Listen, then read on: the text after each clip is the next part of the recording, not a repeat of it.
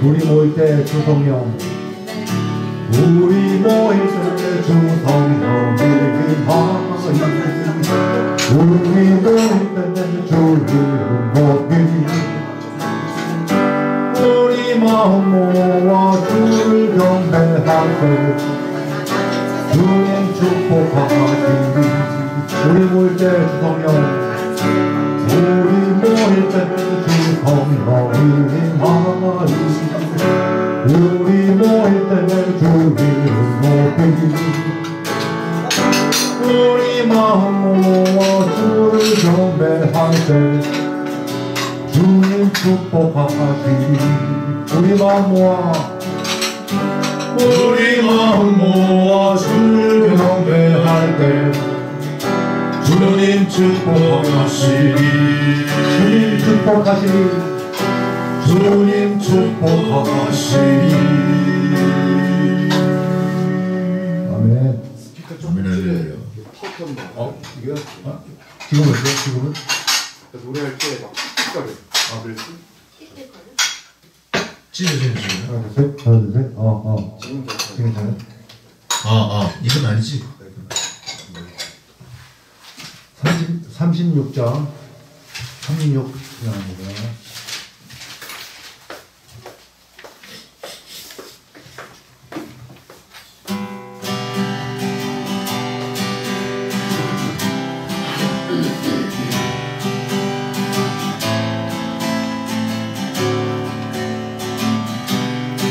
주님께 찬양하는, 주님께 찬양하는 우리의 마음, 얼마나 아름다운지. 주님께 찬양하는 모든 순간 내 마음 천국일세.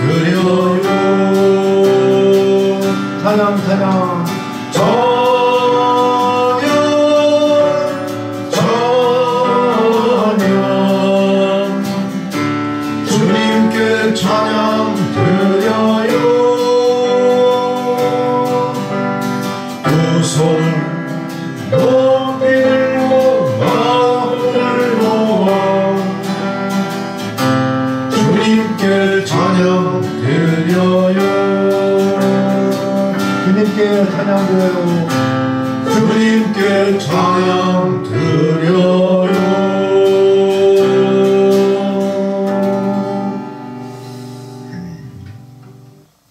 이어서 54장 54 54장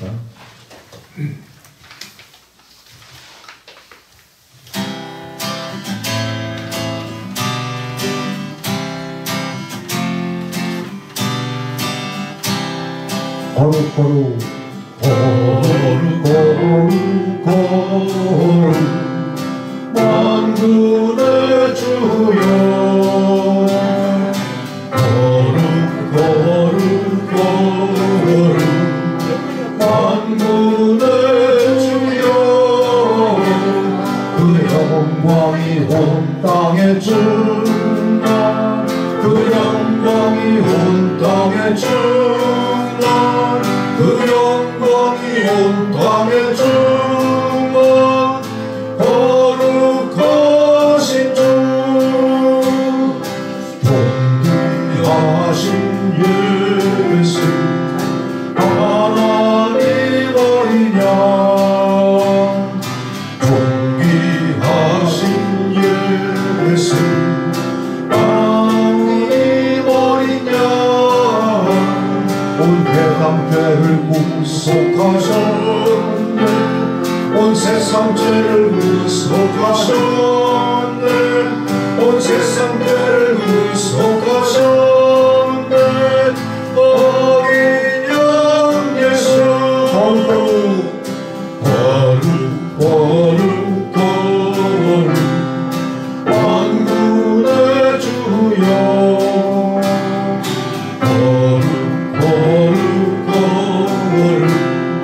만군의 주여 그 영광이 온 땅에 충만 그 영광이 온 땅에 충만 그 영광이 온 땅에 충만 거룩하신 주 존귀하신 예수 하나님 어린 양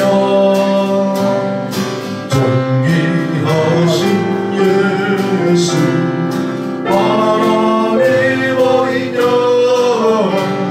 온 세상 죄를 구속하셨네 온 세상 죄를 구속하셨네 온 세상 죄를 구속하셨네 어린 양 예수 다 집어왔어. 어떤 거를 제가 밖에다 내놨더니 저 피자로 집었어. 286장 286 저 피자로 집었어. 제가 이렇게 동상 찬양을 부르는 눈이 몇번 낫겠죠.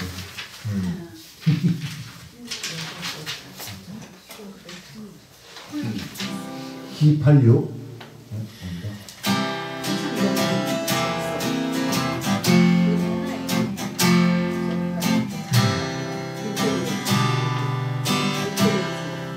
외로운 세계 외로운 인생 길과 무거운 걱정과 어려운 생애로는 쉬운 한 길인데 이 길은 예수님 나의 전부주 당신이 따르면 그는 참 당신의 길이요 신랑으로 어렵고 마음이 아플 때 너의 사정이 해할 진실한 친구인 나 이 길은 예수님 나의 전부주 당신이 따르면 그는 참 당신의 길이요 갈 길 몰라 헤맬 때 인도할 길인가 내 맘이 슬플 때에 그가 널 위로하라 이 길은 예수님 나의 전부주 당신이 나르면 그는 참 당신의 길이요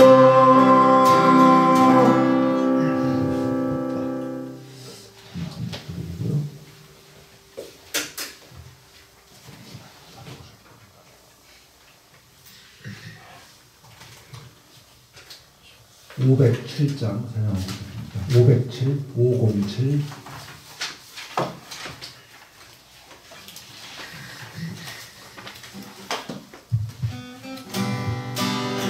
내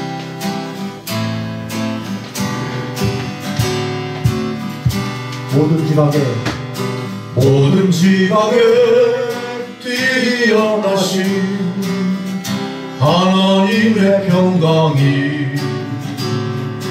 예수 안에서 너의 마음과 너의 생각을 지키리. 아무것도 너를 염려치 말고 오직 기도와 간구로 하나님께 너를 구할 것을 감사함으로 하느라. 모든 지각에 뛰어나신 하나님의 평강이 예수 안에서 너의 마음과 너의 생각을 지키리. 아무것도 너를 염려치 말고 오직 기도와 간구로 하나님께 널 구할 것을 감사함으로 하라. 하나님께 널 구할 것을 감사함으로 하라.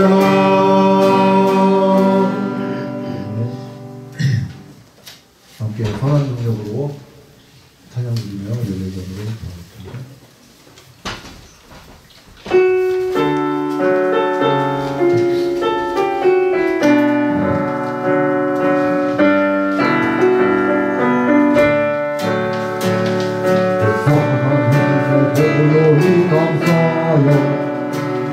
그 놀라운 평화를 누리며 그대들과 함께 걸어가는 그대들과 새날을 여는 그 선하님이 우릴 감싸시니 믿음으로 일어나길 기대하네. 주 언제나 우리와 함께 계시오.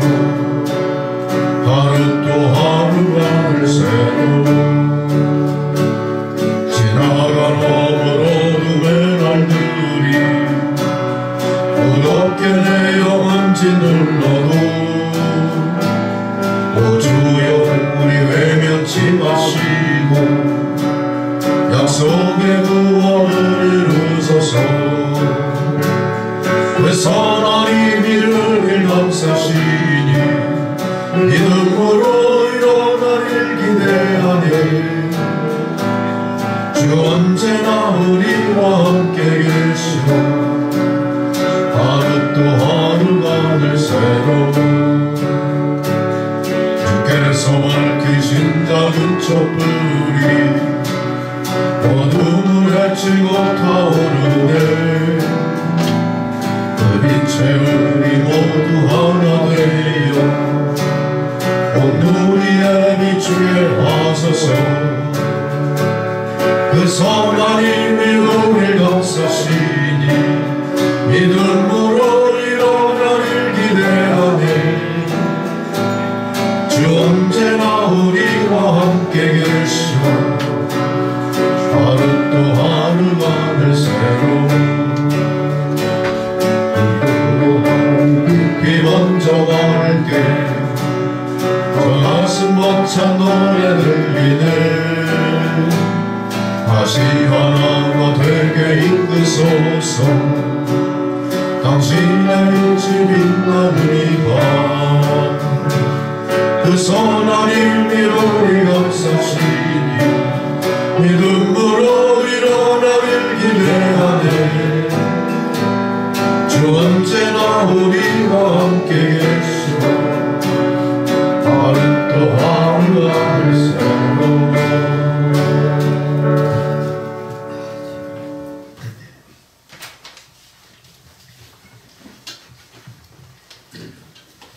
모두 자리에서 일어나셔서 묵상기도 드리심으로 1월 26일 주연절 후 셋째 주일 예배를 드리시겠습니다.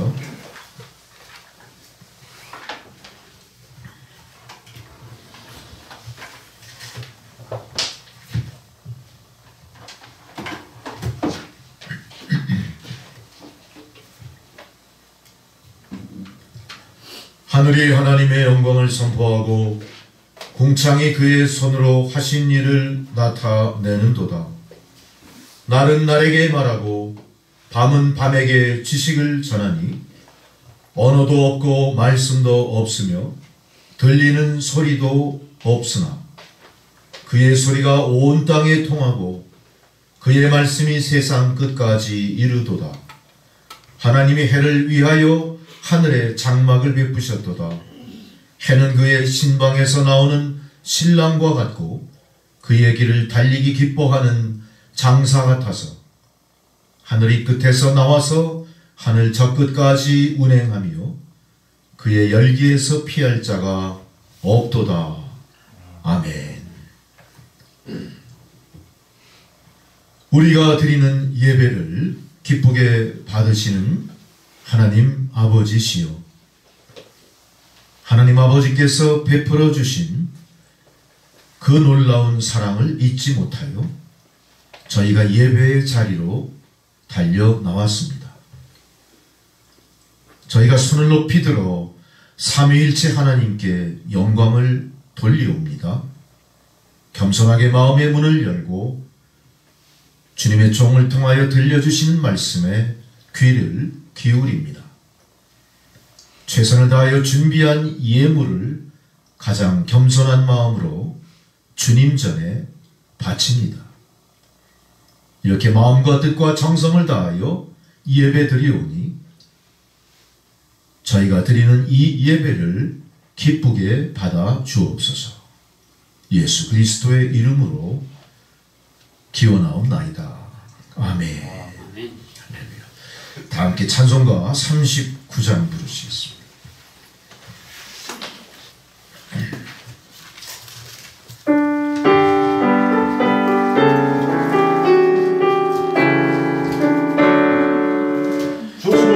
전하를 받으려 모인 성도들 주 크신 뜻 깨닫게 하옵소서. 내 고통의 멍에를 다 벗게 되니 알고서 가신 이름 찬양하리. 주리를 곁에서 인도하시니 그 거룩한 나라가 이루어지네. 저 마귀와 싸워서 늘 승리하니 그 영광 주께 돌려 찬양하리. 주리의 방패와 장검 되시니 나 승리의 주님을 따릅니다. 근원난을 당할 때 늘 도시니 성전과 높이 불러 찬양하리.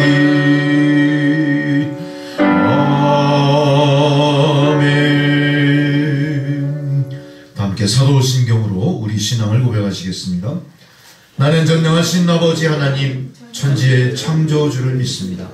나는 그의 유일하신 아들 우리 주 예수 그리스도를 믿습니다.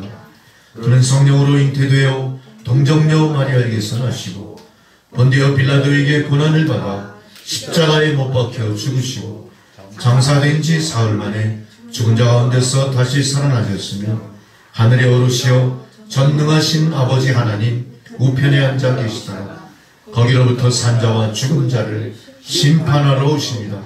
나는 성령을 믿으며 거룩한 공교회와 성도의 교제와 죄를 용서받는 것과 몸의 부활과 영생을 믿습니다. 아멘.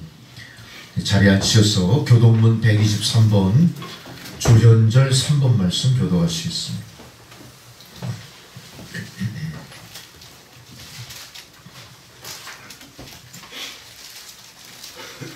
거룩하다 거룩하다 거룩하다 주 하나님 곧 전능하시니요 전에도 계셨고 이제도 계시고 장차 오실 이시라. 주 하나님은 전능하신 이시요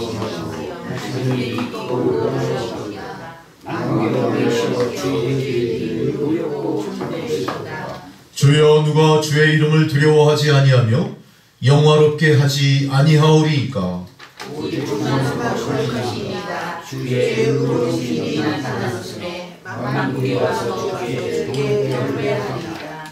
우리 주 하나님이여 영광과 존귀와 권능을 받으시는 것이 합당하오니 주께서 만물을 지으신지라.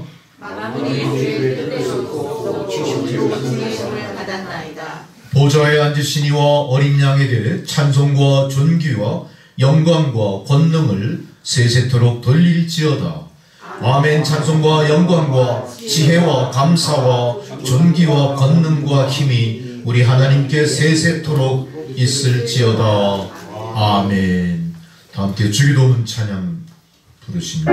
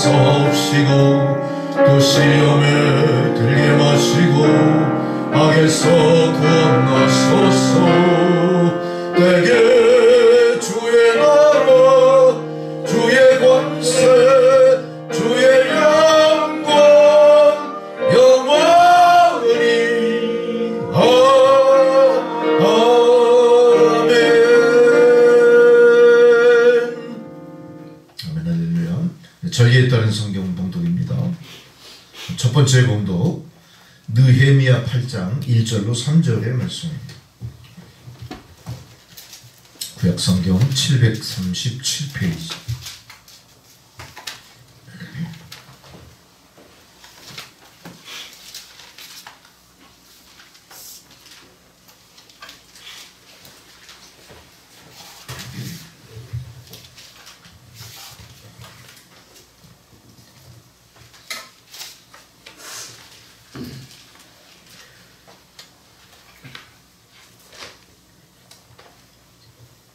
이스라엘 자손이 자기들의 성읍에 거주하였더니 일곱째 달에 이르러 모든 백성이 일제히 수문앞 광장에 모여 학사 에스라에게 여호와께서 이스라엘에게 명령하신 모세의 율법책을 가져오기를 청하매 일곱째 달에 초하루에 제사장 에스라가 율법책을 가지고 회중 앞 곧 남자나 여자나 알아들을 만한 모든 사람 앞에 이르러 수문앞 광장에서 새벽부터 정오까지 남자나 여자나 알아들을 만한 모든 사람 앞에서 읽음에 뭇 백성이 그 율법책에 귀를 기울였는데 그때 학사 에스라가 특별히 나무 강단에서 보고 오른쪽에 선자는 마타리아와 스마와 아냐다와 우리야와 히리야와 마아세야요 그의 왼쪽에 선자는 두리야와 이사야와 알기야와 하신과 이스바다와 스가랴와 무슬람이라. 에스라가 모든 백성 위에 서서 그들 목전에 책을 펴니 책을 펼 때에 모든 백성이 일어서니라.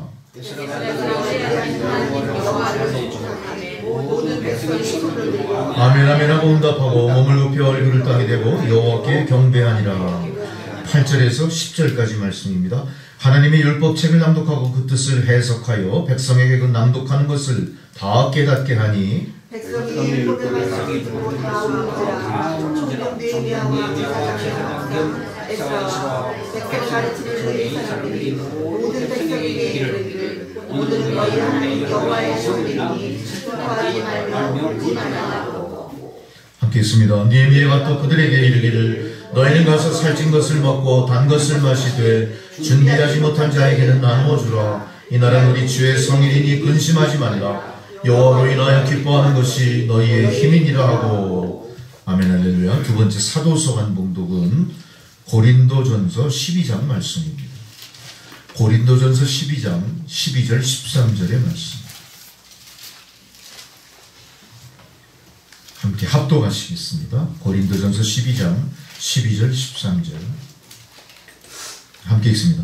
몸은 하나인데 많은 지체가 있고 몸의 지체가 많으나 한 몸임과 같이 그리스도도 그러하니라.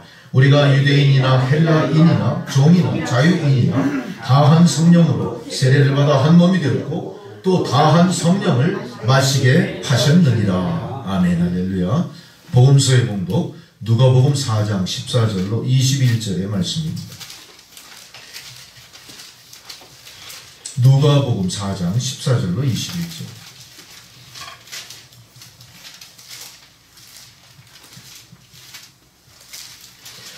예수께서 성령의 능력으로 갈릴리에 돌아가시니 그 소문이 사방에 퍼졌고 주님이 여러 땅에서 가르치시에 몇 사람에게 총을 가르치시더라.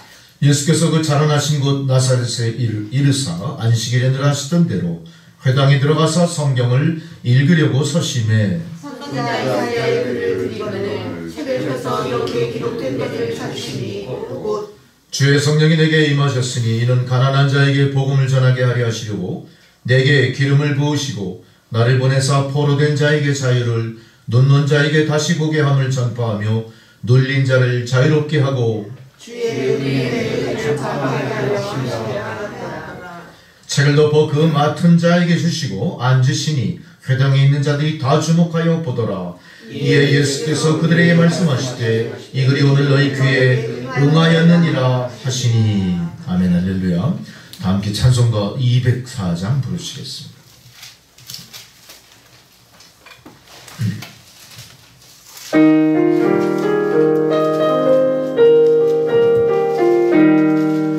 주의 말씀 듣고서 주 운행하는 자는 반석 위에 터갖고 집을 지은 같아.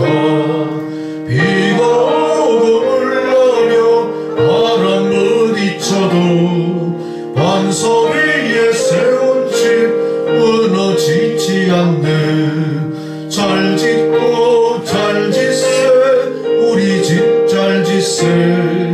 만세 반석 위에야 우리 집 잘 짓세. 주의 말씀 듣고도 행치 않는 자는 모래 위에 터갖고 집을 지은 같아. 비가 오고 물나며 바람 부딪힐 때 모래 위에 세운 집 크게 무너지네. 잘 짓고 잘 짓세 우리 집 잘 짓세. 만세 반석 위에야 우리 집 잘 짓세. 세상 모든 사람들 집을 짓는 자니 반석 위가 아니면 모래 위에 짓네. 우리 구주 오셔서 지은 상을 줄 때 세운 공로 따라서 영영 상 벌 주리. 잘 짓고 잘 짓세 우리 집 잘 짓세. 만세 반석 위에야 우리 집 잘 짓세. 아멘. 할렐루야. 주님께서 오늘 저희들에게 주시는 생명의 말씀은 누가복음 1장 26절에서 38절까지 말씀입니다.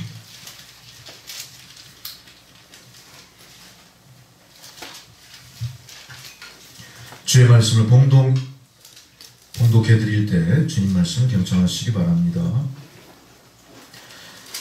여섯째 달에 천사 가브리엘이 하나님의 보내심을 받아 갈릴리 나사렛이란 동네에 가서 다윗의 자손 요셉이라 하는 사람과 약혼한 처녀에게 이르니 그 처녀의 이름은 마리아라. 그에게 들어가 이르되 은혜를 받은 자여 평안할지어다. 주께서 너와 함께 하시도다 하니 처녀가 그 말을 듣고 놀라 이런 인사를 어찌함인가 생각하며 천사가 이르되 마리아여 무서워하지 말라. 내가 하나님께 은혜를 입었느니라. 보라 내가 잉태하여 아들을 낳으리니 그 이름을 예수라 하라.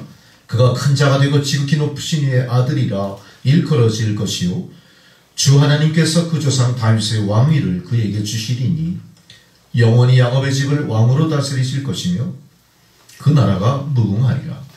마리아가 천사에게 말하되 나는 남자를 알지 못하니 어찌 이 일이 있으리이까. 천사가 대답하여 이르되 성령이 내게 임하시고 지극히 높으신 이의 능력이 너를 덮으시리니 이러므로 나실 바 거룩한 이는 하나님의 아들이라 일컬어지리라. 보라 내 친족 엘리사벳도 늙어서 아들을 배었느니라. 본래 임신하지 못한다고 알려지니가 이미 6달이 되었나니 대저 하나님의 모든 말씀은 능하지 못하심이 없느니라. 마리아가 이르되 주의 여종이오니 말씀대로 내게 이루어지이다 하며 천사가 떠나가니라. 아멘. 할렐루야. 이 차성수 장로님 기도해 주시겠습니다.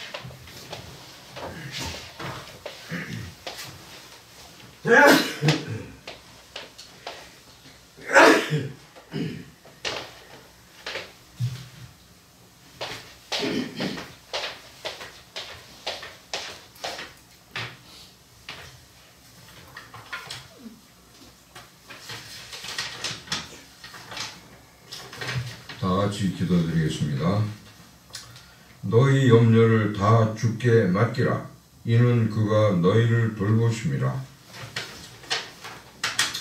전능하시고 사랑과 은혜가 충만하신 하나님 아버지, 지난 한 주간도 저희들을 권념하시고 보호해 주시고 이끌어 주신 주님의 은혜에 감사드립니다.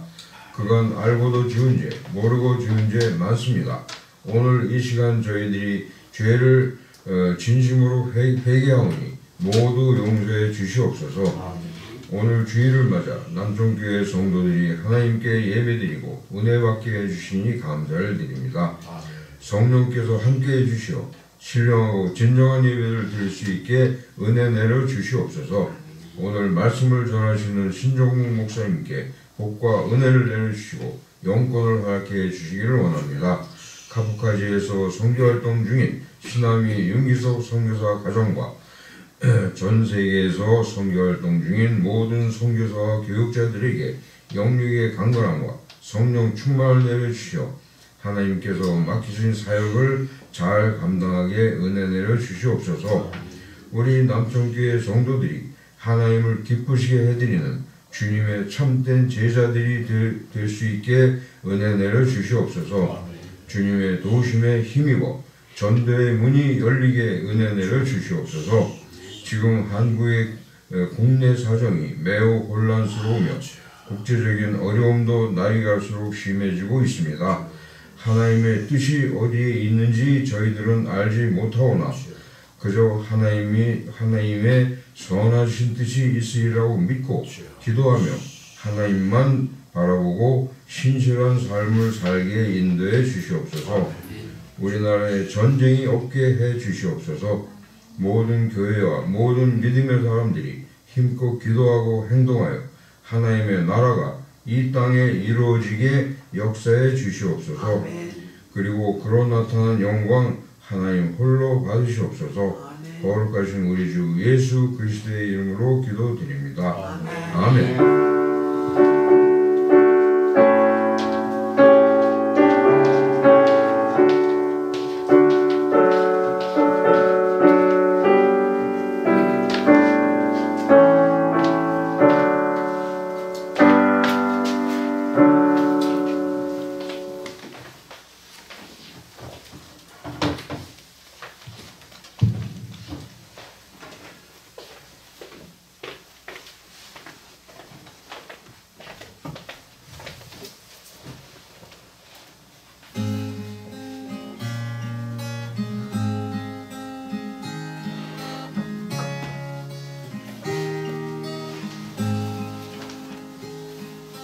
주 사랑 놀라운 그 사랑 나를 위한 그의 십자가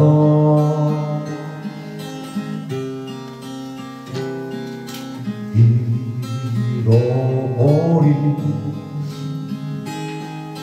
나를 찾아 이 땅 위에 오신 나의 예수 놀라 놀라운 주의 사랑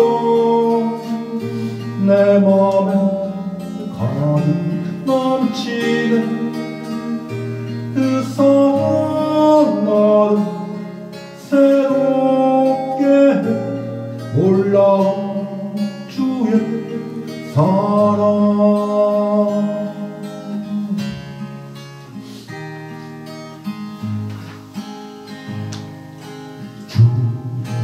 사랑 놀라운 그 사랑 나를 위한 그의 십자가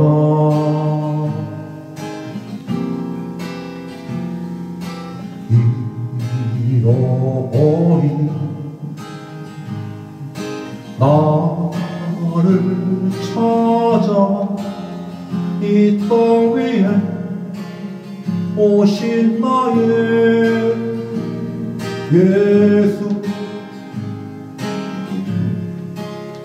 놀라운 주의 사랑 내 맘에 가득 넘친 그 사랑 나를 새롭게 해 놀라운 주의 사랑 놀라운 주의 사랑 내 맘에 가득 넘치는 그 사랑 나를 새롭게 해 놀라운 주의 사랑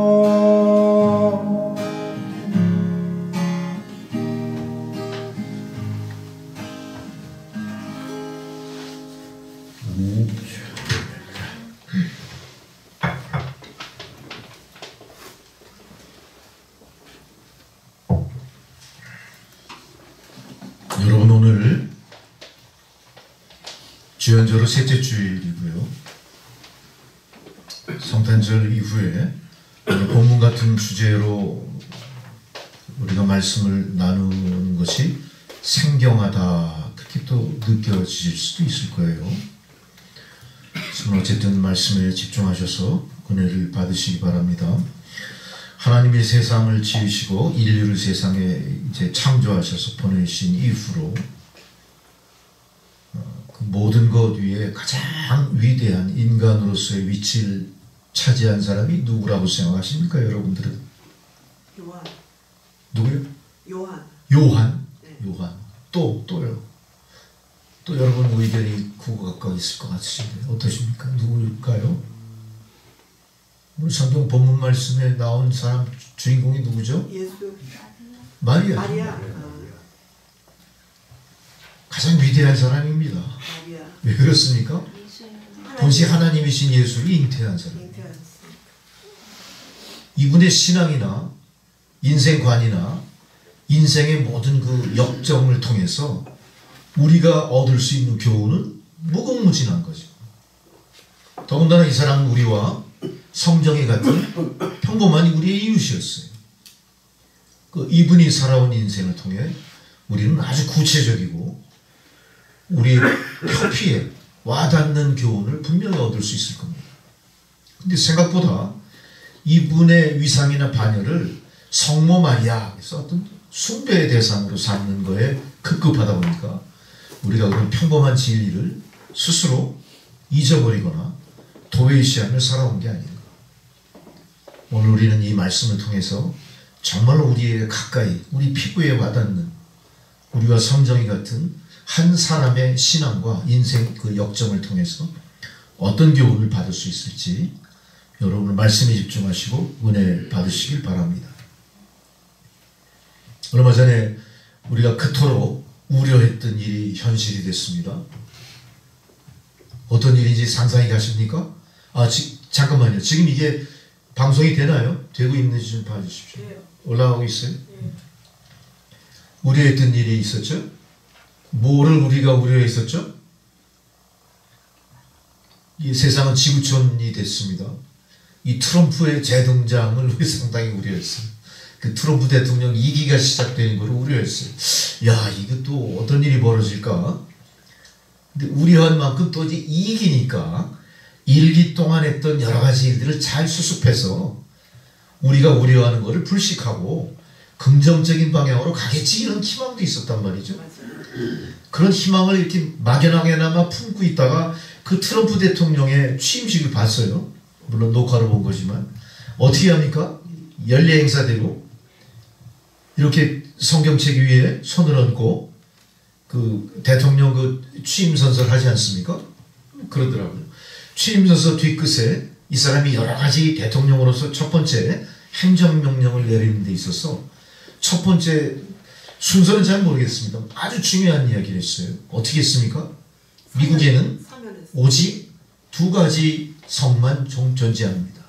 바로 남성과 여성입니다. 엄청난 선언이죠. 미국이라는 나라는 어떤 나라입니까? 세계의 문명을 앞장서 이끄는 나라고요. 세계 군사, 경제, 외교의 대국이고요. 어쨌든 세계를 지키는 경찰국가인 건 사실이에요. 미국이 어떤 향배를 하냐에 따라서 많은 나라들은 시비가 엇갈리고, 근데 우리는 그동안 세상을 상당히 부정적인 눈으로 봤고 비성서적인 방향으로 흘러가는 것을 우려했어요. 그렇죠? 근데 그렇게 어디로 튈지 모를 럭비공 같은 성격의 그런 정책을 잘 쓰는 이 트럼프 대통령이 일성이 뭡니까? 미국에는 두 가지 성만 존재합니다. 그 이야기 이면에 뭐가 있습니까? 미국의 모든 사람들이 관공서에 제출하는 서류나 뭐 입사 서류나 모든 공공문서에 성을 나타내는 거기에 메일, 피메일이 구분이 없었어요. 그걸 없애버렸어요. 성차별한다 그래가지고 그 과목이 없어져 버렸습니다. 다시 어떻게 되는 거예요? 분명히 세상의 성은 남성과 여성만 존재합니다. 그동안 세상이 어땠죠? 우리가 기억하시죠? 엄청나게 혼란스럽습니다.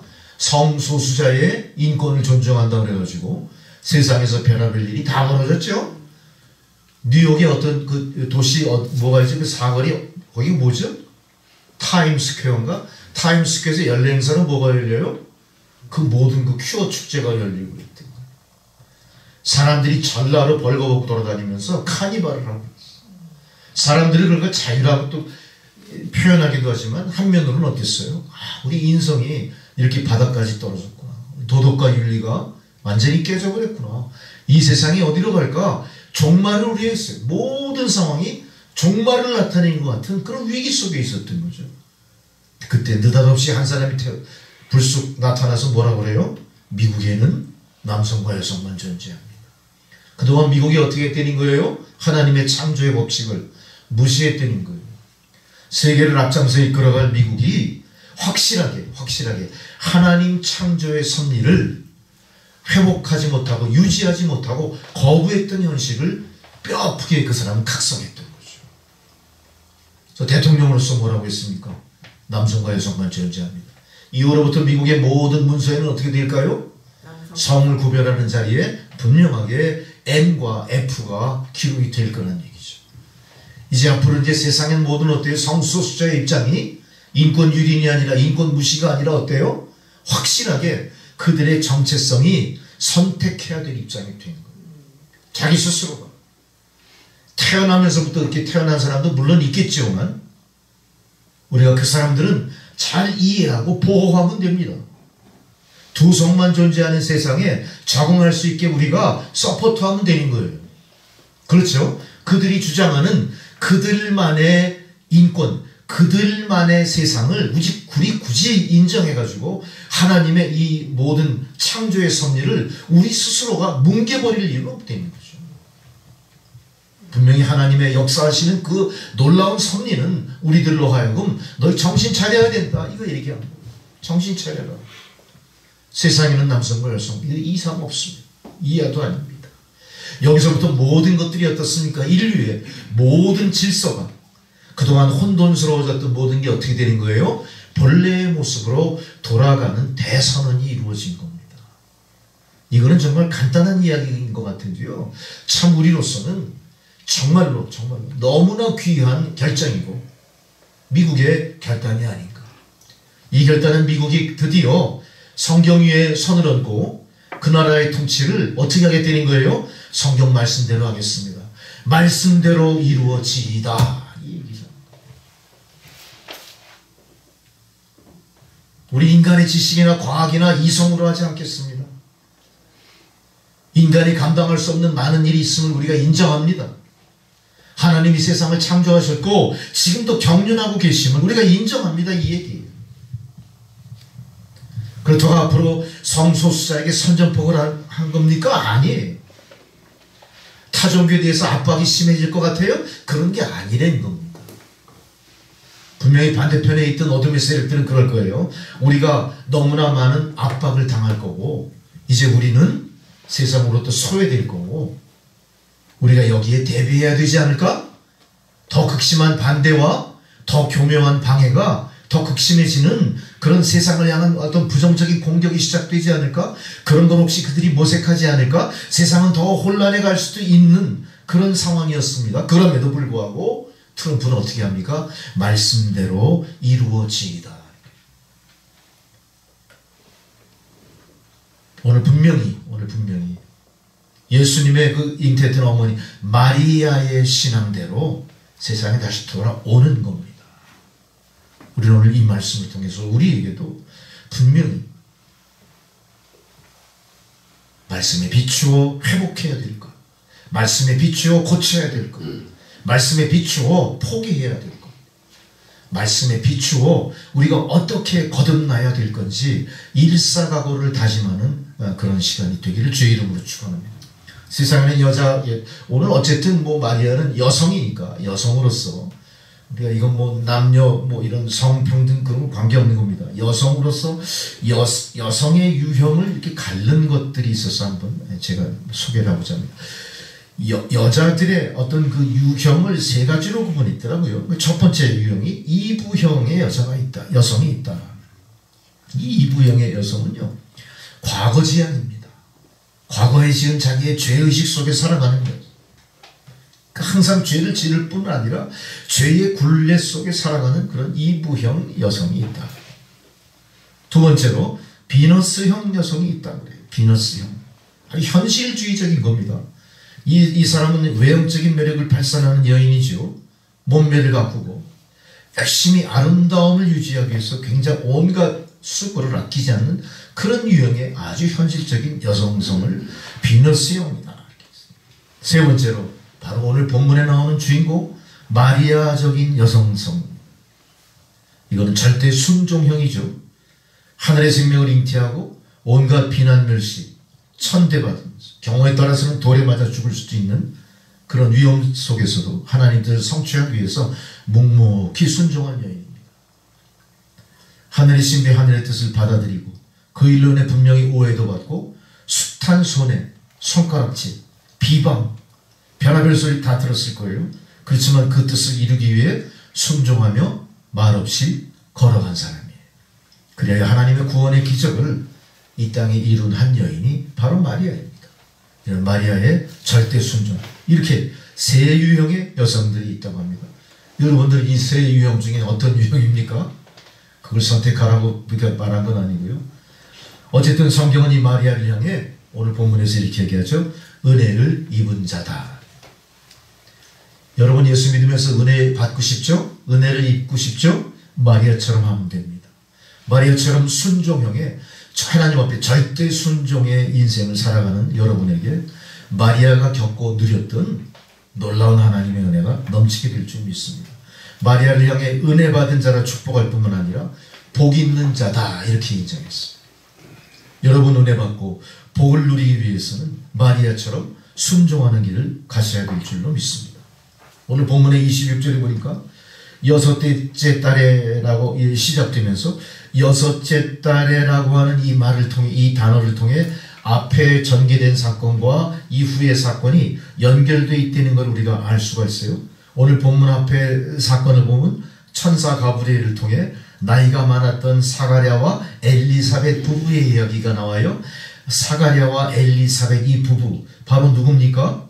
누구의 부모예요? 세례 요한의 부모예요. 예수님 탄생 이전에 수태고지가 한 번 더 있었는데 바로 사가랴와 엘리사벳의 그 수태고지였던 거예요. 놀라운 얘기죠. 이건 이후에 마리아의 수태고지를 미리 예고한 예고편처럼 성경에 기록되어 있는 사건이었습니다.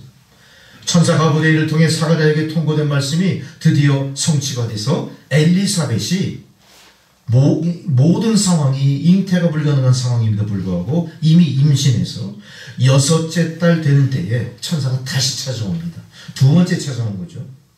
천사 가브리엘은 하나님 보내심을 받아 오늘 갈릴리 나사렛 동네에 오신 겁니다. 그러니까 첫 번째 약속이 이루어진 지 8달 만에 다시 천사를 보내어 더 놀라운 약속의 성취를 우리에게 예고합니다. 처음의 약속은 나이 많아서 더 이상 아기를 가지 못하는 부부에게 아기가 태어날 것이라는 예고였었고, 그것은 참 믿기 어렵겠죠. 그런데 두 번째 나타나서는 그 가정에 아기가 잉태되었다는 사실을 확인하는 것입니다. 바로 그때 잉태된 그 아이가 태어나게 되는데 세례 요한이었습니다. 이 사건과 오늘 동정녀 마리아의 이 수태고지 사건이 같이 맞물려 오늘 성경에 기록되어 있습니다. 처녀 마리아에게 천사가 나타나서 내가 수태하여 아들을 낳으리라 이렇게 말씀하신 거죠. 이 말은 너무나 뜻밖의 말씀이었습니다. 마리아는 놀라고 두려웠지만 그 하나님 말씀을 받아들입니다. 이 받아들이는 모든 그 저간의 상황이 바로 사가랴와 엘리사벳의 임신을 알고 그 놀라운 신비한 일을 이 사람이 받아들이는지, 그 상황은 어떻게 연결되는지 모르겠지만 어쨌든 이 처녀 마리아에게도 수태고지가 천사로부터 있었던 겁니다. 너무나 뜻밖의 말씀에 마리아는 놀라고 두려웠지만 그 말씀을 받아들여요. 본문 38절 마리아가 가로되 주의 계집종입니다. 주의 계집종, 나는 하나님의 여종입니다. 자기는 철저히 낮추면서 수태고지를 하는 천사의 말을 청종하기 시작합니다. 말씀대로 내게 이루어지이다. 천사에게 그 얘기를 해요.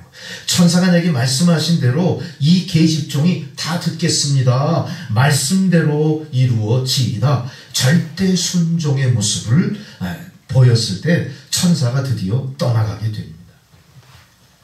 여기서 누가복음 전체 메시지에 초점이 드디어 있습니다. 특히 누가복음 1, 2장에 중심 메시지가 바로 예수 탄생 수태고지에 대한 건데, 특별히 누가는 의사로서 이 복음서를 기록하면서 제일 1장 첫 절에 이렇게 기록해요. 이루어진 사실을 기록한다. 의사에 상당히 합리적이고 과학적이고 논리적인 사고방식을 하는 누가가 본 기록된 대로 어떻게 얘기합니까? 우리 가운데 이루어진 사실의 기록이다 이렇게 얘기해요. 누가복음은 인간 역사 속에 이루어진 하나님 약속의 성취를 이야기합니다. 1장 20절을 보면 믿지 못하는 세례 요한의 아버지 사가랴에게 천사가 이렇게 말하죠. 자, 먼저 마리아 이전에 있었던 수태고지 얘기입니다. 내 말을 내가 믿지 아니함이거니와 때가 이르면 내 말이 이루리라. 자, 내 말을 말한 대로 들을 사람이 세상에 없다. 어떤 얘기입니까? 초자연적인 상황이었던 거예요. 천사가 수태고지를 하는 상황에 있어서도 상대방의 입장을 이해하고 있는 겁니다. 그만큼 수태고지라는 게 어떤 거예요? 수태고지 이런 모든 사건이 과학이라든가 인간의 이성을 초월한, 인간의 능력을 훨씬 뛰어넘은 범위 내에서 이루어진 신비한 사건이었던 거예요.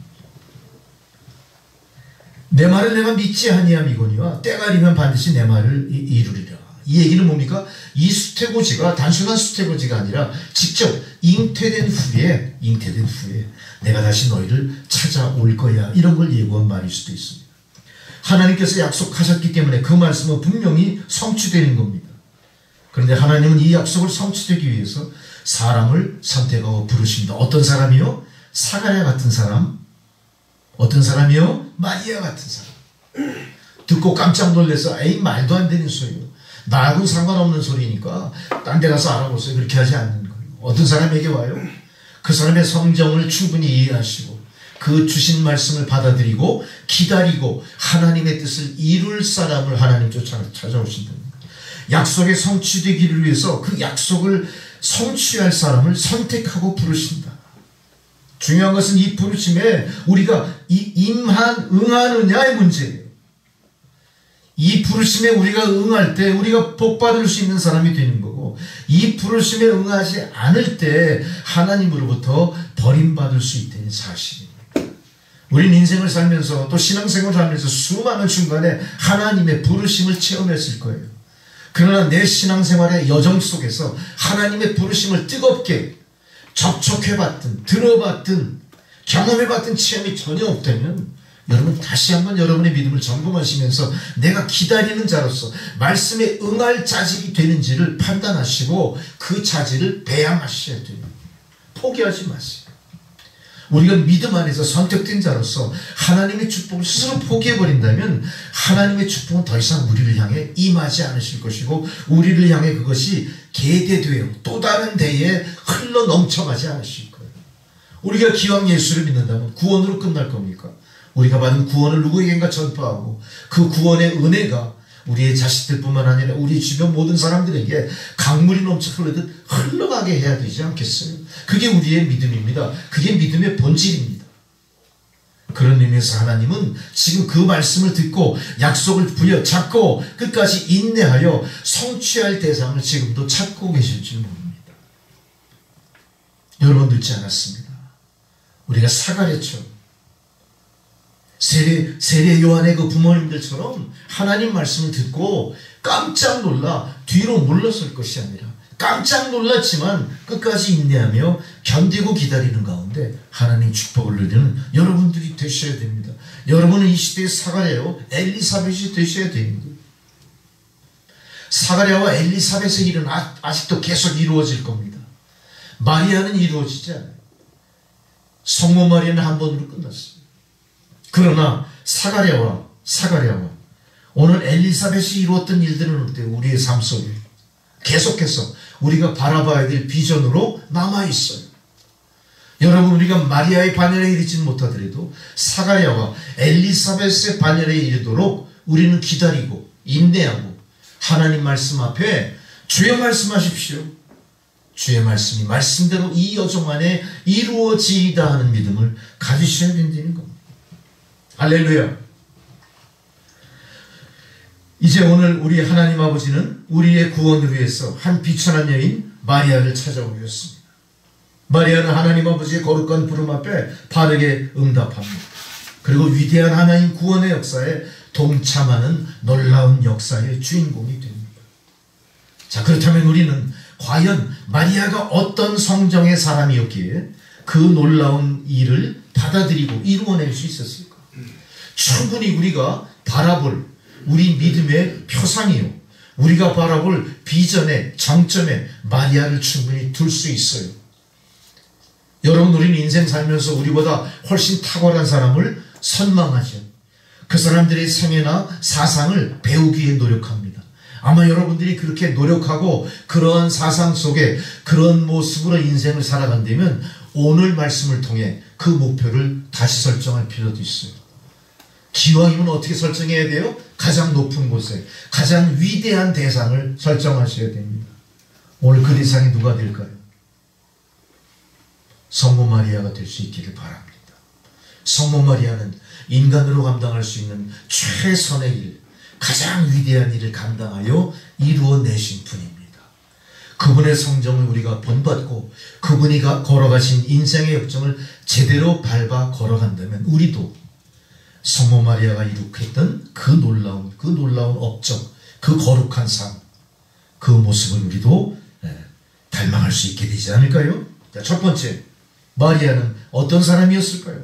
어떤 사람이었기에 하나님께서 찾아가셔서 쓰임받기에 합당하다 인정했을까요? 마리아는 겸손했습니다. 겸손입니다.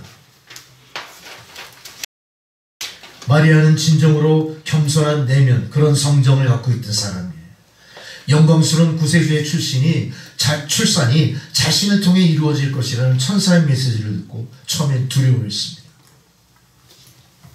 처음엔 두려워했지만 38절에 보니까 어떻게 했습니까? 다 그 말을 다 들은 다음에 주의 계집종입니다. 말씀대로 내게 이루어지이다.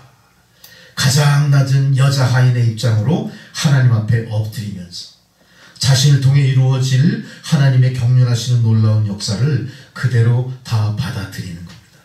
그러면서 나는 단지 온 인류의 메시아 예수의 어머니가 될 것이라고 하는 꿈이나 그 어떤 비전이나 그 놀라운 일을 상상하는 게 아니라 그저 나는 주의 계집종입니다.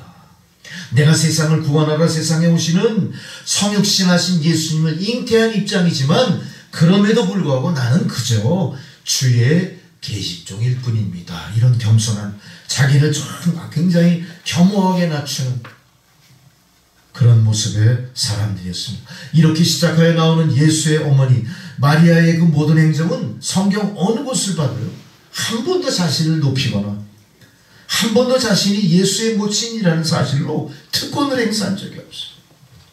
항상 예수의 뒤에서 묵묵히 있으면서 자신이 주님으로서 예수를 섬기는 길이 내 본분이다 이렇게 생각했어요. 항상 예수 뒤에서 어떻게 했죠? 예수를 두렵고 떨리는 마음으로 바라봤어요. 두렵고 떨리는 마음으로 예수를 잘 보필했을 뿐이에요. 여러분, 우리는 이 마리아의 모습을 통해 우리도 자식 앞에 부모로서 어떻게 자식 앞에 부모로 인생을 살아야 될지 많은 교훈을 얻게 됩니다. 늦지 않았습니다. 이후로라도 우리가 자식을 대하는 관계나 자식이 부모를 바라보는 모든 시선이나 이걸 다시 성경 중심으로 이 마리아의 이 성정을 닮아가는 모습으로 우리가 그렇게 자녀를 양육한다면 얼마나 모든 일이 잘 주안에서 형통하게 이루어질까. 마리아처럼 하십시오. 마리아처럼 겸손하게 하셔야 됩니다. 자녀들 앞에서도 부모로서 자기의 특권을 나타내지 않았어요. 강압하지 않았어요. 항상 뒤에서 드러내 보이지 않고 그림자처럼 그렇게 그림자 묵묵히 자기에게 주어진 일을 했습니다. 그저 예수를 자기의 육신을 통해 난 아들로 뿐만 아니라 하나님의 놀라운 수태고지로 잉태된 동정녀 마리아의 입장에서 그 놀랍고 신비한 일을 감추면서 애써 드러내놓지 않으면서 열심히 하나님께 자기가 고백했던 대로 말씀대로 이루어지이다 이거 놓지 않고 끝까지 붙들며 예수를 보필했던 거예요. 시작도 겸손입니다. 중간도 변질함이 없었습니다. 끝까지 겸손한 그런 성품의 사람으로 마리아는 시종여일 똑같이 겸손의 사람으로 예수를 잘 보살폈다. 그걸 알 수가 있습니다. 우리는 여기서 성경에 기록된 여러 사람들의 유형을 통해서 순종, 이 겸손이 왜 그렇게 중요한 하나님이 선호하시는 성격인가 알 수가 있는데 사울을 생각해 보자고요. 사울은 처음에 상당히 겸손한 사람이었죠. 사울은 굉장히 출중한 사람이었습니다. 왕으로 기름을 부음받기 위해 사무엘이 찾아갔을 때 이 사람은 스스로 부끄러워가지고요 숨었던 사람이에요. 날이 갈수록 그는 그러나 겸손을 잊어버립니다. 사무엘상 15장에 기록된 내용을 보면 자신을 기리는 기념비를 만들려고 사람들에게 명령해서 드디어 갈멜이라고 하는 그 동네에 자기 기념비를 세워요. 블레셋과 전쟁을 할 때도 군인들의 사기를 진작시키기 위해서 제사를 드려야 되는데 제사장이 늦게 도착을 한 겁니다. 그거 못 기다려요. 이 사람은 왕으로서 군사의 사령관으로서 입장이 있는 거지 제사장은 아니었거든요. 근데 자기가 왕의 권위로 제사장의 권위를 뺏어가지고 자기가 제사를 드려버립니다. 결국 어떻게 됩니까? 이 제사는 하나님 받으시는 제사가 아닙니다. 한마디로 자신의 위치를 망각했을 뿐만 아니라 자기가 범해서는 안 되는 일들을 해버림으로 말미암아 결국 사울은 그 종말이 비참하게 그르쳐지는 인생으로 전락한 걸 볼 수가 있습니다. 여러분, 겸손이라는 것은 내게 주어진 인생에 내가 인생을 살면서 습득된 것이 아니라 어떤 면에서는 하나님께서 모든 인간에게 숨겨준 성품일 수도 있어요. 이 겸손은요 우리가 인생을 살면서 도야해내야 돼. 드러나게끔 만들어야 되는 거예요.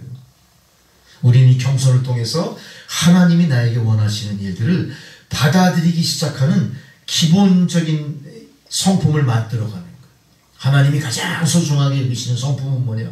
하나님이 택하시는 자의 성품은 겸손이 기본이라는 사실 여러분 잊지 마시기 바랍니다. 먼저 우리는 자신의 처지를 인정하시기 바랍니다. 자신의 위치를 인정하시기 바랍니다. 모든 것이 하나님이 조성하시고 인정하신 거라는 것을 앞장 세울 때 우리는 겸손한 인생이 될 수가 있는 겁니다. 이렇게 마리아는 처음부터 끝까지 지속적으로 겸손함으로 귀한 그런 성품의 모습을 우리에게 보여주고 있습니다. 두 번째로 마리아는 겸손할 뿐만 아니라 순종하는 여인이었습니다. 동거하기도 전에, 청혼한 처녀가 동거도 전에 아이를 가졌다는 의미는 율법에 있어서 상당히 위험한 선택이었고요. 있을 수 없는 일입니다. 이거는 돌에 맞아 죽을 것을 의미하는 거예요. 가늠한 여인은 돌에 맞아 죽습니다. 그 당시 관습에. 뿐만 아니라 사랑하던 약한 자 파혼을 각오해야 되고요. 가문에 큰 오점을 남기는 아주 엄청난 그런 죄과가 되는 것이 바로 처녀가 잉태한 이 사건이었습니다. 그 사회에서 발붙일 수 없을 뿐만 아니라 비난의 대상이 될 뿐만 아니라 쫓겨날 수밖에 없는 것. 가문에서 박대받는 것뿐만이 아니라 그 파티에서, 그 어떤 그룹에서 쫓겨나 버려야 됩니다. 그러나 이 상황 가운데서도 마리아는 주의 계집종연이 말씀대로 내게 이루어지이다. 37절의 가브리엘은 대저 하나님의 모든 말씀은 능치 못하심이 없다고 했고 마리아는 말씀대로 이루어지이다. 이렇게 응답을 한 겁니다. 이거는 순종입니다. 내가 죽을지언정 하나님께서 하신 일이니까 내가 감당하겠습니다. 내가 돌에 맞아 죽을지언정 하나님이 수태고지를 해서 이루어진 이 상황이니까 내가 그저 받아들이겠습니다. 항변하지 않겠습니다. 변명하지 않겠습니다. 하나님 뜻하신 대로 행하시옵소서. 이렇게 하는 거죠. 우리는 여기서 순종이라는 말의 본래 의미, 샤마라는 본래 의미입니다. 이건 듣는다, 동의한다 그런 뜻이에요. 듣고 동의한다, 들은 대로 동의한다. 근데 이 순종이라는 말에 또 다른 의미로 휘파쿠어라는 또 다른 의미의 단어가 있습니다. 이 말의 뜻은 아래에서 듣는다 이거예요. 말하는 사람은 높이 있고 나는 아래에서 듣는다. 무슨 얘기죠? 무릎 꿇고 복종한다는 얘기예요. 무릎 꿇고 복종한다는 얘기는 뭐예요? 내가 다른 사설 붙이지 않고 말 그대로 받아들이겠습니다. 죽으라면 어떻게 하는 거죠? 죽으라면 죽겠습니다. 이게 순종이라는 거예요. 순종이라는 것이 이것저것 다 따져보고 순종해야 돼 말아야 돼 이러다 내가 선택하는 게 아니라 어떻게 한다고요? 죽으면 죽으리라. 죽으면 죽으리라. 우리 이 말씀을 통해 뭘 생각합니까?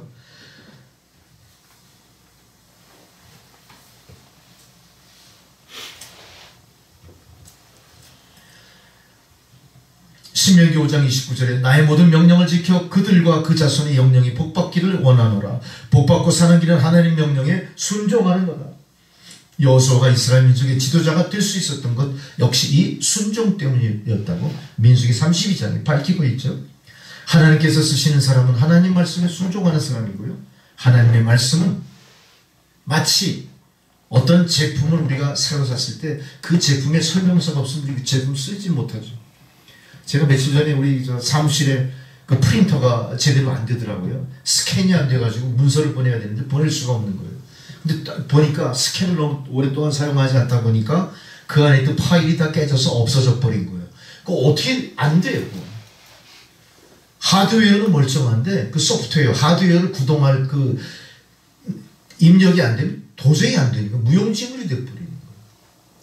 그래서 인터넷 들어가서 그걸 다 새로 받았죠. 거기 사용 설명서대로 하니까 드디어 그게 스캔이 되기 시작합니다.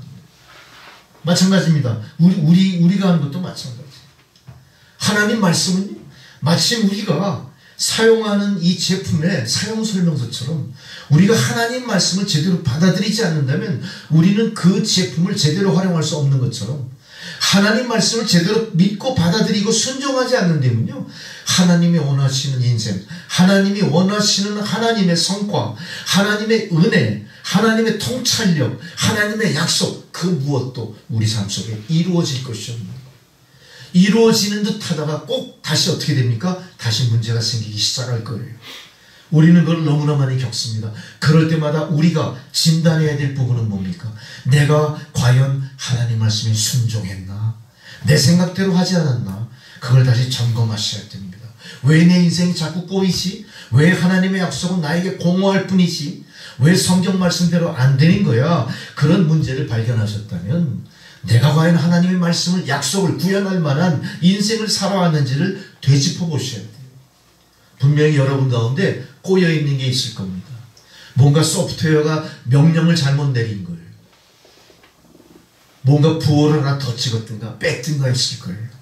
아니면 엉뚱한 명령어를 쳤을 거예요. 다시 찾아보십시오. 다시 고치셔야 됩니다. 방법이 없습니다. 다시 순종의 길로 돌아오시는 여러분 되셔야 될 거예요. 인간을 창조하신 것이 하나님이시라면 인간의 생애를 감찰하시는 것도 하나님이세요. 우리가 살아가는 우리의 모든 인생이 고난과 시련으로 그렇게 계속 이루어지게 하나님 원하시지 않아요. 하나님 분명 우리의 삶이 행복한 삶이기를 원하시고요. 형통한 길로 가기를 바라고 계신 분이에요. 우리의 아버지 아니십니까? 그러나 우리의 삶이 그렇게 자꾸 문제가 생기는 이유에 있어서는 다시 한번 점검하시는 여러분 되셔야 될 겁니다. 과연 내가 하나님 말씀대로 제대로 순종하며 살았나? 고집 부리지 않았나? 내 뜻대로 하지 않았나? 겸손하지 않지 않았나? 다시 회복하시고 다시 고쳐나갈 때 하나님은 놀라운 은혜를 여러분 삶에 다시 부어주실 줄로 믿습니다. 사무엘상 15장에 말하잖아요. 순종이 제사보다 낫고 듣는 것이 순양의 기름보다 낫다. 분명히 말씀하신 믿음의 선진들의 신앙 고백이 있지 않습니까? 여러분 그동안 우리는 무엇했습니까? 순종하기보다 제사에 급급했을지도 몰라요. 내가 이만큼 제사를 열심히 드렸으니 이 모든 제사가 다 흠양됐겠지. 그건 내 생각인 겁니다. 진정으로 우리가 순종했다면 그 순종은 제사보다도 하나님 귀히 여기시고 다 받으시고 응답 주셨을 줄 믿습니다. 다시 한번 여러분의 신앙을 뒤돌아보시고 점검하시기 바랍니다. 하나님 말씀대로 우리 인생의 사용 설명서 다시 되짚어 보시고 다시 고쳐나가시기 바랍니다. 누가복음 1장 46절 이하에 마리아가 이렇게 말합니다. 내 영혼이 주를 찬양하며 내 마음이 하나님 내 구주를 기뻐하였으므로 그 계집종의 비천함을 돌아보셨습니다. 보라 이제 후로는 만세의 나를 복이 있다 일컬으리로다. 당시 사회관습으로 가장 저주받는 여자일 수밖에 없는 마리아가 오히려 그걸 축복으로 받아들였다는 내용입니다. 자기야말로 가장 복 있는 자라고 노래한 것이 하나님 말씀에 순종은 기적을 낳습니다. 이 기적이 우리 삶의 축복이 됩니다. 세 번째로 마리아는 용기 있는 여자였습니다. 용기. 주어진 상황에 대한 순종이 신앙이라면 어떤 상황이 주어지든 간에 그 상황에 순종하기 위해 필요한 건 용기입니다. 순종은요 아무렇게나 이루어지는 게 아니에요. 순종을 뒷받칠 만한 용기가 있어요. 순종을 유지할 만한 내 결기가 있어요. 용기가 있어요. 용기. 처녀가 아이를 잉태하고 세상을 살아간다는 겁니다. 뭐로 가능할까요? 용기가 있어요. 세상을 맞상대할 용기예요. 세상에 꺾이지 않고 당당하게 맞설 용기입니다. 처녀가 잉태한 세상을 살아가는 모든 과정은 당시 사회 관습으로 봤을 때 이건 목숨 건 일이었어요. 쫓겨날 일이었었고 세상 모든 사람들에게 손가락질 당한 일이었습니다만 대단한 용기로 어떻게 됩니까? 마리아는 그 모든 상황을 감당하며 살아갔어요. 마리아는 용기를 가지고 자기에게 주어진 하나님 십자가 지고 마침내 영적인 승리를 얻는 거예요. 우리는 모세가 홍해를 가르고 나간 걸 기억합니다. 홍해가 지팡이를 갖고 바다를 딱 갈라졌을 때 좌우의 벽이 쓰고 그 속을 지나간다는 것. 용기가 있지 않고 지나갈 수 있을까요? 됩니까? 막대기로 딱 바다를 치면 물이 갈릴 줄 누가 알았습니까? 말도 안 되는 소리를 어떻게 써요? 용기가 있는 자가 순종하는 거예요. 하나님은 그 속으로 들어가라고 합니다. 이스라엘 백성들은 뭐라고 합니까? 애굽에 매장지가 없어서 저 노인네가 우리 이곳으로 데려왔지. 아니 바다가 둘러갈렸다고 우리 지나가다가 합쳐버리면 다 죽는데 우리 다 죽을 것 같은데 두려워서 못 간 사람도 굉장히 많아요. 그 당시 엄청 많은 사람들이 안 건너갔어요. 용기 있는 자만이 건너가는 겁니다. 순종하는 자만이 가나안으로 들어가는 겁니다. 참 믿음의 용기가 없다면 아무것도 할 수 있는 것이 없어요. 여러분 지금 우리에게 당한 모든 일을 극복할 수 있는데 이 뭐가 필요할까요? 용기. 다 필요 없습니다. 물질이 필요합니까? 시간이 필요합니까? 지식이 필요합니까? 지혜가 필요합니까? 신앙의 용기가 필요한 겁니다. 말씀대로 이루어지리라는 용기가 필요한 겁니다. 죽으면 죽으리라는 용기가 필요한 겁니다. 아수르 왕으로부터 유대 민족을 구해내는 그 용기 누구에게 있습니까? 일사가고 죽으면 죽으리라. 에스더의 용기가 필요한 거예요. 지금 우리에겐 그런 용기가 필요합니다. 나라와 민족을 구하기 위해서 그런 용기가 필요합니다. 우리의 가정을 구하기 위해서 그런 용기가 필요합니다. 우리의 자녀들을 위해서 또 이웃에게 복음을 전하고 우리가 다시 오실 메시아의 길을 예비하는 데 있어서 그런 용기가 필요합니다. 여러분 기독교는 지금 유례 없는 핍박 속에 있다는 사실 알죠? 지금은요 모든 기독교의 집회다 어떡합니까? 관공서에 미리 허락받지 않은 집회 이루어지지 않습니다. 예전에는 우리 어떻게 했죠? 마음껏 광장에 모여서 예배 드릴 수 있었어요. 뭐 특별한 거 뭐 그런 거 필요 없어요. 그냥 가서 접수만 하면 그냥 광장을 빌려줄 수 있습니다. 순번에 따라서. 용산가족공원도 우리가 너무나 잘 썼어요. 지금 용산가족공원에서 50명 이상 모여서 집회 열리면 어떡하죠? 심사받아야 돼요. 허락을 받아야 돼요. 차별금지법은 어떤 일이 있으니까 미국 같은 경우는 이 강단에서 만일 성소수자에 대한 부정적인 설교를 했다, 설교 중에 끌려 내려가요. 실제로 그런 사건이 있지 않습니까? 미국에서. 지금 세상이 어때요? 용기가 있지 않고는 내가 크리스찬이라면 밝힐 수가 없는 거예요. 제가 예전에 자주 예를 들었던 그 사람은 주일 성수가 안 되는 직장은 나에게 아무 의미가 없습니다. 굉장히 유능한 사람이었고 진급 대상자였지만 그 사람은 그 사표 쓰고 나가버렸어요. 그분은 순복음교회 집사님이셨습니다. 내가 이 직장이 좋은 직장인 거 알지만 주일 성수가 안 되는 직장은 나에게 의미 없습니다. 사표 쓰고 나가버렸어요. 지금은 거꾸로 어떻게 되죠? 내가 예수 믿는다는 거 밝히면 스스로 사표 쓰고 나와버려요. 쫓겨나는 거. 예수 믿기 너무나 힘든. 그 당시 사회나 지금이나 마찬가지. 초대교회도 예수 믿는 거 밝혀지면 죽을 수도 있는 위험성이 있어요. 용기가 필요합니다. 초대교회 당시나 지금이나 마리아의 입장이나 지금 우리의 입장이나 우리에게는 용기가 필요한 때가 됐습니다. 성경에 있는 모든 믿음의 위인들은 용기 있는 사람들이었어요. 사도 바울도 용기 있는 사람이었어요. 로마 토굴 속에 갇혔을 때 소망이 보이지 않는 그 깜깜한 토굴 속에서도 그는 성경을 썼습니다. 어떻게 성경을 쓸 수 있었을까요? 신앙의 용기 때문에 가는 겁니다. 이 용기의 출처가 어딜까? 용기의 출처가 나라면요, 그 만용입니다. 왜 그렇습니까? 사도 바울이 그 용기의 출처가 사도 바울 자신이었다면요, 사도 바울은 성경을 쓰다 맞아 죽었을 거예요. 성경을 쓰기도 전에 아마 참수당해 죽었을지도 몰라요. 그렇지만 사도 바울은 어떤 사람이에요? 자기를 지키는 그 안에 성령께서 이 모든 일을 하게 하신다. 그런 일념으로 하면서 어떻게 했습니까? 간수장까지도 감동감을 시키고 모든 감옥 속에 있는 사람들이 다 함께 찬양하게 할 만큼 그는 이미 성령으로 어떤 사람이었죠? 능력을 발휘하는 사람이었어요. 그의 모든 용기의 출원은 자신의 안에 있었던 게 아니에요. 그의 탁월한 인격 속에 있었던 게 아니에요. 그 안에 있는 내면적인 그 예수 그리스도 그 믿음에 있었던 겁니다. 용기의 출처가 내가 될 때 만용이 된다면 내가 되지 않고 그 용기가 하나님이 주신 성령의 능력이라고 생각할 때 우리는 드디어 그 용기를 통해 세상을 이길 수 있는 힘을 갖게 되는 겁니다. 35절에 천사가 대답하여 가로되 성령이 내게 임하시고 지극히 높으신 이의 능력이 너를 덮으시리라. 용기가 어디서 나왔다고요? 성령이 내게 임하시고 지극히 높으신 이의 능력이 너를 덮으신다. 이게 그의 용기였던 겁니다. 이제 나실 바 거룩한 자 하나님의 아들이라 일컬음을 받으리라. 성령이 임하시고 지극히 높은 능력이 임한다. 우리가 세상을 살아갈 때 어떻게 용기 있게 살아갈까요? 열심히 우리가 뭐 힘을 키워서 이렇게 용기를 갖습니까? 용기의 출처가 천지를 지으신 하나님 아버지시라는 믿음 때문에 가능한 거예요. 여러분 용기를 다시 드러내 보이십시오. 숨겨두지 마십시오. 여러분은 이미 용기 있는 사람들입니다.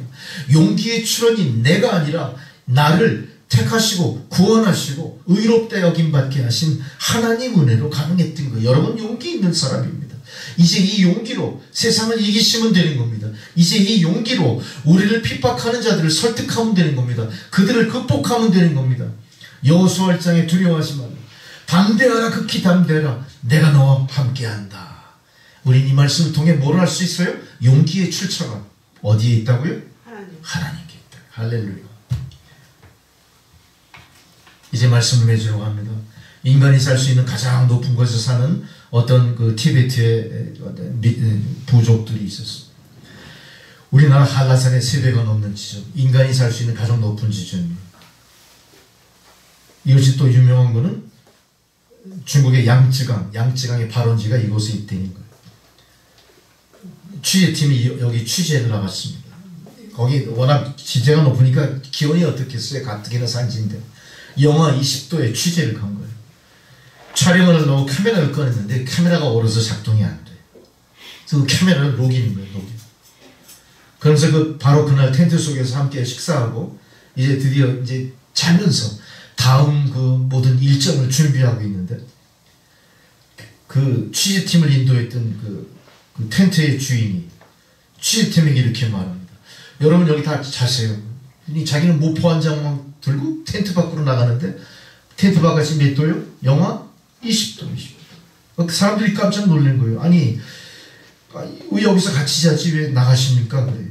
이 사람 대답이 이래요. 내가 양을 지키기 위해서 밖에서 자야 됩니다. 내가 이 안에서 같이 자는 건 물론 따뜻하고 좋을 테지만 내가 여기서 자는 순간 내 양떼들은 어떻게 될지 몰라요. 늑대가 와서 잡아갈 수도 있고 양떼를 지켜야 됩니다. 카메라가 얼어붙을 정도로 혹한 속에서 가죽 모포 한 장 들고 그거 밖에 나가서 깔고 덮고 자는 거예요. 맹수가 나타나 자기 양떼를 채갈까봐 양떼를 지키기 위해서 그렇게 하는 거예요. 우리의 선한 목자 되신 우리 주님을 생각하십시오. 6,000m 고지의 양떼 영하 20도의 추위도 아랑곳하지 않고 양떼를 지키기 위한 그 목자 때문에 양이 살아있는 것처럼 우리를 지키는 목자 예수가 자신은 영하 20도에서 모포 한 장 둘러쓰고 우리를 지키시기 때문에 우리가 살아있는 거예요. 우리가 이렇게 세상을 향유하고 있는 거예요. 우리는 이제 우리가 예수님이 우리와 함께 하신다면 정말 이 세상에 하나님 말씀을 따라 용기 있게 살아가는 참 신앙인이 될 수 있습니다. 왜 예수님이 지키시니까. 여러분이 가는 신앙의 길은 홀로 가는 외로운 길이 아니에요. 예수님께서 우리의 앞장서 가시는 길이고 추울 때 우리 대신 텐트 밖에서 우리를 혹한에 지켜주시고 그 품에 안아 보호하시는 세상에 어떤 시련과 고난이 와도 우리는 반드시 살아남을 수 있습니다. 우리 주님이 우리 아버지시기 때문에 우리가 2025년도 이제 내일 모레면은 우리 민족의 명절 설날을 맞이하죠. 우리는 이중과세라고 하는 또 독특한 민속 때문에 우리가 또 이런 말씀을 통해 한 해를 또 다시 새로운 마음가짐을 또 갖게 됩니다. 여러분 올 한 해 새로운 마음가짐은 주여 말씀대로 다 이루어지이다. 아멘. 겸손을 가지십시오. 마리아처럼 용기를 가지시고 마리아처럼 두려워하지 마시고 순종하시면서 2025년도 여러분이 이룬 모든 것들을 통해 하나님 기뻐 받으시고 하나님께 잘했다 칭찬받는 저와 여러분 되시기를 주의 이름으로 축원합니다. 기도하시겠습니다. 전능하시고 자비하신 아버지 하나님 참으로 감사드립니다. 우리의 삶 일거수일투족을 감찰하시는 그 손길이 2025년 우리의 삶 늘 함께 계심으로 우리가 두렵지 않습니다. 반드시 세상을 이기고 승리하여 하나님께 영광 돌리게 하실 줄 믿습니다. 모든 영광을 주께 돌리오며 예수 그리스도의 이름으로 기도드리옵나이다. 아멘. 찬송가 393장은 동원성으로 드리시겠습니다.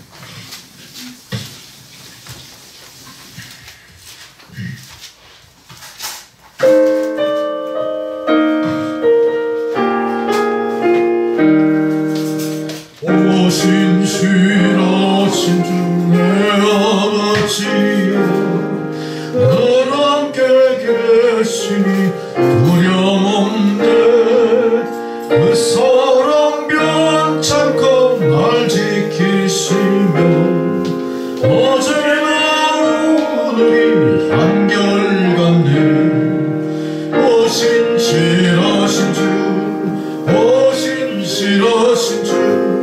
날마다 자비를 베푸시며 일용할 모든 것 내려주시니 오 신실하신 주 나의 구주 봄철과 또 여름 가을과 겨울 해와 달 별들도 다 주의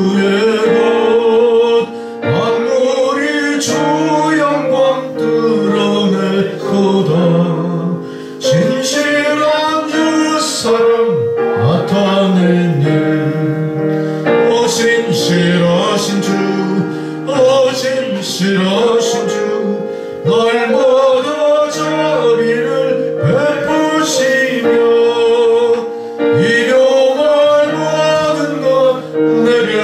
주시니 오심실하신 주 나의 구주 내 죄를 사하여 안위하시고 조치니 오셔서 인도하네 오늘의 힘들고 내일의 소망 주말이 만복을 내리시네 오심실하신 주 오심실하신 주 날마다 자비를 베푸시며 일용할 모든 것 내려주시니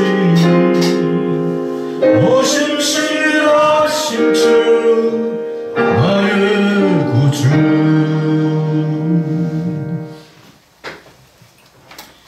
자비로운 하나님 아버지 주님께 예배를 드릴 때 인색하면서 썩어질 내 욕심들이 얼마나 많은 물질을 아낌없이 사용하였는지요.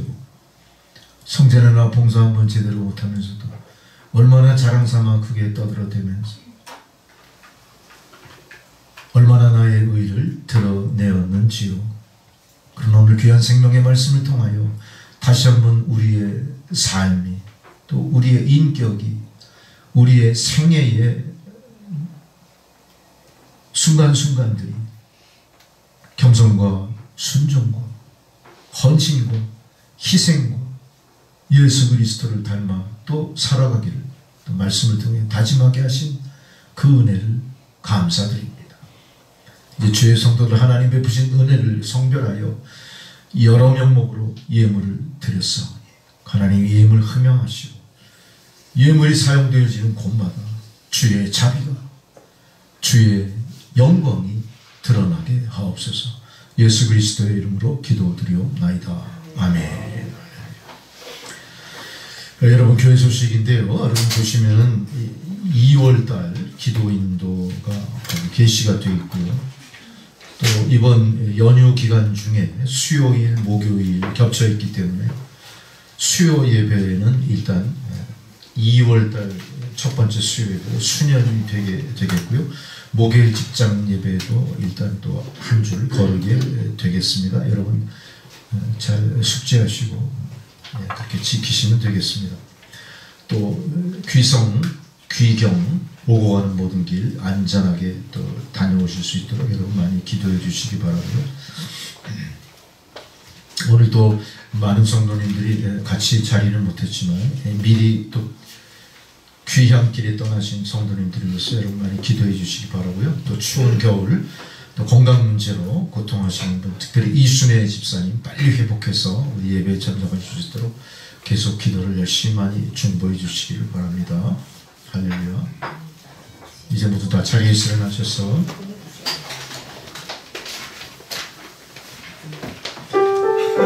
찬송가 620장 1절 부르시고 축도로 예배 마치겠습니다. 여기에 모인 우리 주의 은총 받은 자여라 주께서 이 자리에 함께 계심을 아노라 언제나 주님만을 찬양하며 따라가리니 시험을 당할 때도 함께 계심을 믿노라 이 믿음도 굳세라 주가 지켜주신다 어두운 밤에도 주의 밝은 빛 인도하여 주신다. 네, 교회 소식에서 잠시 빠진 게 있는데요. 설 예배 순서지를 만들어 놓은 게 있는데요. 20장 이상 준비가 되어 있는데 필요한 수량만큼 가져가셔서 설 가정 예배 드리실 분들 그 참고하시면 많이 유익하시리라 믿습니다. 거기 가져가시기 바랍니다. 네. 축도로서 예배를 마치겠습니다. 이제는 우리 구주 예수 그리스도의 은혜와 하나님 아버지의 사랑과 성령의 교통감화 역사하시는 그 놀라우신 은혜 믿음의 귀한 선진 예수 그리스도를 동정녀로 잉태하고 세상에 보내시도록 헌신하며 믿음의 모범을 보인 마리아의 고백처럼 주의 말씀대로 이루어지이다. 이 고백이 오늘 말씀 앞에 머리 숙인 주의 성도들의 고백이 되어서 2025년 한 해의 모든 삶이 놀라운 하나님의 은혜로 차고 넘치는 그런 삶이 되기를 다짐하며 대망하며 세상을 향해 나아가는 주의 성도들 머리머리 위에 그들의 가정과 자녀손들과 하시는 모든 일들 가운데 이제로부터 영원토록 함께 하시기를 간절히 축원하옵나이다. 아멘.